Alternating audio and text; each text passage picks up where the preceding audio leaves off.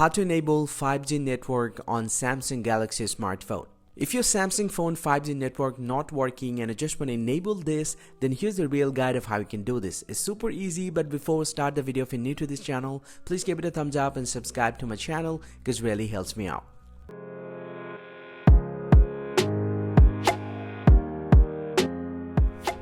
Well, so now to do this, simply go and open up the settings app from your Samsung phone and then go and tap on connection, the first option.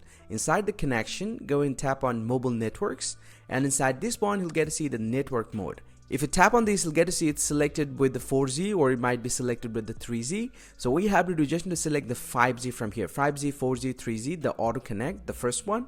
And once you have select that, if the 5G network is available around you, this will be automatically connected. That means the 5G network is now enabled, and this is how you actually can do this process. Hope you find this pretty helpful, guys. If you do, please drop a like and subscribe to the channel, or if you have any question, please let me know in the comment section. I'll see you guys around, and thank you very much for watching.